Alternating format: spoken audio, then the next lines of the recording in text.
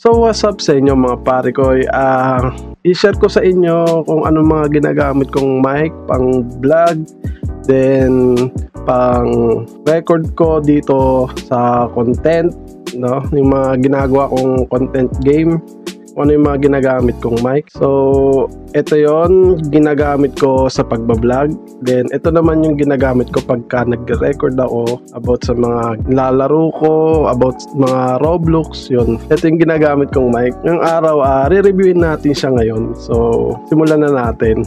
So ang una nating reviewin, itong ginagamit ko sa pagbablog. Ito ay bago pala ang lahat ay sabihin ko sa inyo na hindi ako sponsor netong mga to.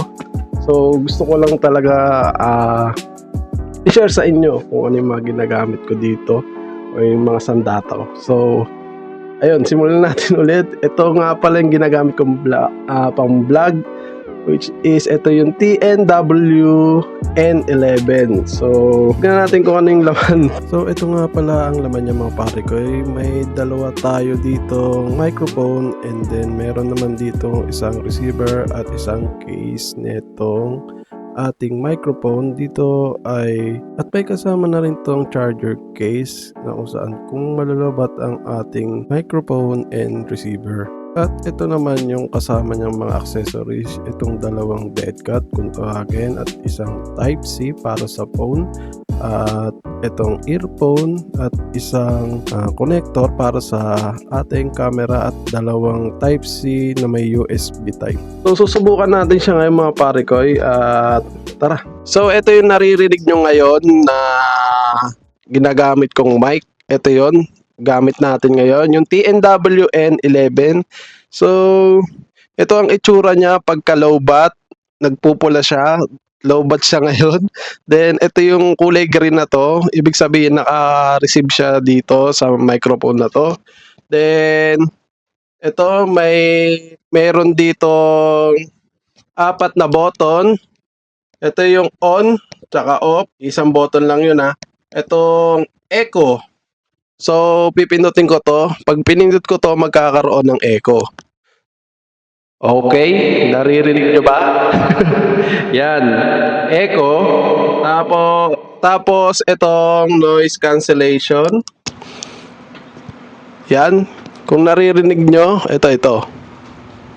Yan, naririnig nyo yung nasa paligid ko. Pagka pinindot ko ulit to, hindi nyo na maririnig yung nasa paligid ko. Okay, aking boses ko lang yung naririnig nyo.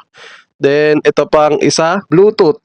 Kung gusto nyo i-connect agad sa cellphone, pwede naman. Ayun siya mga pare ko Yun, basta yun, 4 din tong umiilaw na to. Pag itong echo yung pinindot ko, may ilaw dyan. Ito mga pare ko Focus. Ayan, echo yan. Yung parang may gwit-gwit na yan, echo yan. So, itong voice cancellation, ito naman yung parang naka-wave na yan. Pag pinindot ko yan, mamatay ang mga pare ko Ayun, yung namatay na yon. Ibig sabihin na di naka-on yung cancellation voice niya. Yan. Ngayon, naka-focus na siya sa boses natin. So, ito namang receiver, may 3 button. Volume, tsaka power button. So, ayun. Tsaka may ano din siya dito. Plug para sa camera, tsaka sa earphone or ear headset. Yon mga pare ko. At meron pa ditong OTG. Yan mga pare ko. Yung nakasalpak dyan na type C. Itong nakasalpak. Tsaka itong charger. Kung gusto siyang i-charge na wala yung kaha, pwede.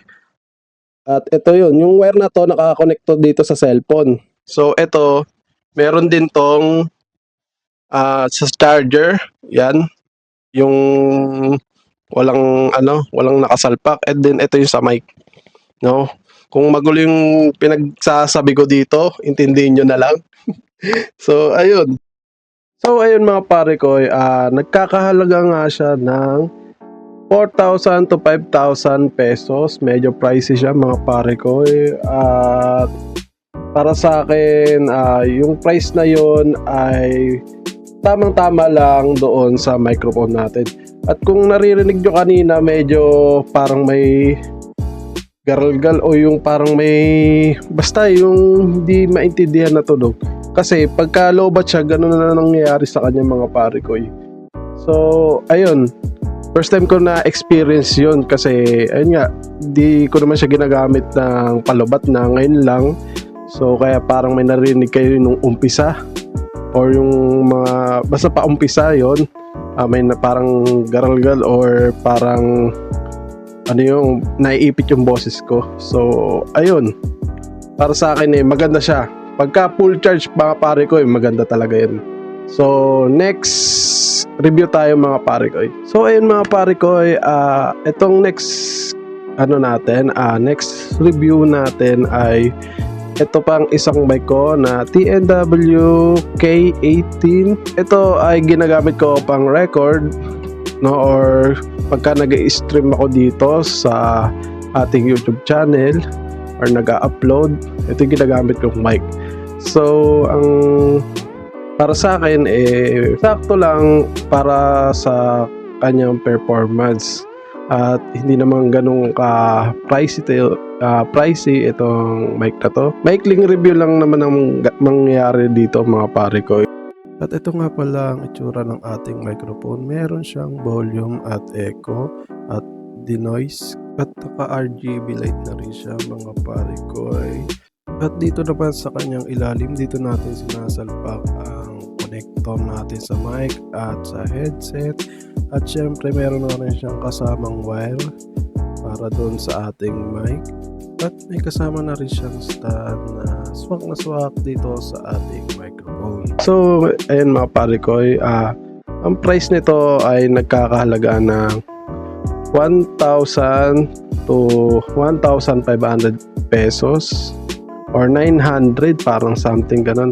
So yung mga ni-review natin ngayon, ang masasabi ko dito sa mic na to or sa na-experience ko sa mga mic na to ay unahin na natin tong TNW N11. Para sa akin maganda siya. Maganda yung tunog niya. Lalo na kung full charge, yung sinasabi ko sa inyo. Talagang nakakuha niya yung gusto kong performance kapag nag-vlog.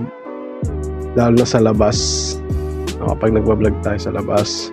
And then ito namang TNW K18, medyo alanganin, alam nyo ba yun? Kaya nagdagdag ako nito, yung dead cat na to, kasi nga kahit naka noise cancellation siya, kapag nagsasalita ako, sumasabay yung hangin. Narinig nyo yung hangin, pero pag hindi naman ako nagsasalita, hindi nyo marinig yung hangin niya dito. At ayun nga, lalo na kapag nagsasalita ako tas may asong tumatahol or may ginagawa sa labas, nasasagap niya rin. Pero pagka hindi rin naman ako nagsasalita, hindi naman niya nasasagap.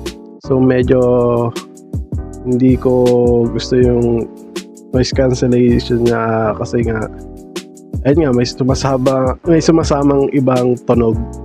So para sa akin pa rin, yung price niya sa ganitong mic sakto.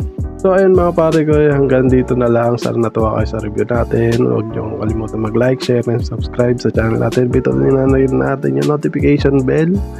Mamadali tayo at kasi anong oras na, tutulog na yung mga kasama ko dito. At ako na lang gising yun.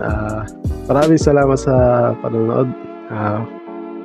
Yun lang mga pare ko, at ingat kayo.